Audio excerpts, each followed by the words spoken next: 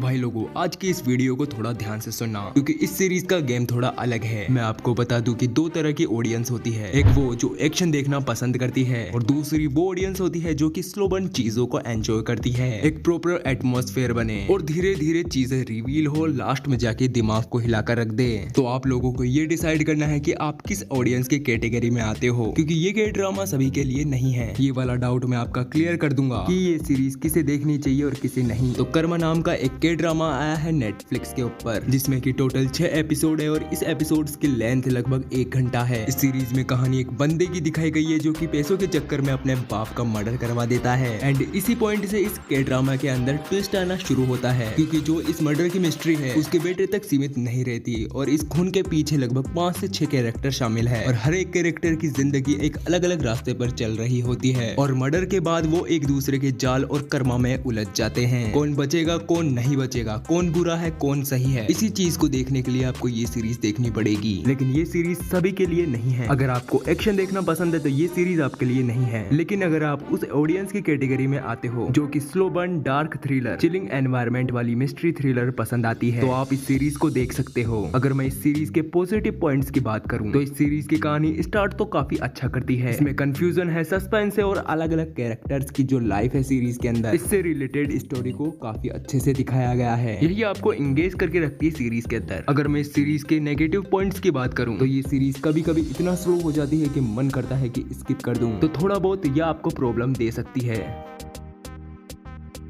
इस सीरीज के अंदर जो सस्पेंस और मिस्ट्री देखने के लिए मिलती है वो हम लोग आसानी से प्रिडिक्ट कर लेंगे। और सबसे बड़ी बात, इस सीरीज की जो मिस्ट्री है वो आपको हैरान नहीं कर पाती है। इसकी मिस्ट्री या फिर सस्पेंस में ज्यादा कुछ फील नहीं हो पाता है। अगर आपको डार्क थ्रिलर, सस्पेंस ड्रामा देखना पसंद है तो मैं आपको इस के ड्रामा को देखने के लिए जरूर बोलूंगा। ये के ड्रामा कोई ग्रेट या फिर मास्टरपीस तो नहीं है, पर इतना सही है कि इस सीरीज को देखकर आपको मजा जरूर आएगा। बस थोड़ा पेशेंस रखकर आपको ये सीरीज देखनी पड़ेगी। ये एक बिलो एवरेज सीरीज है, तो अपनी एक्सपेक्टेशन को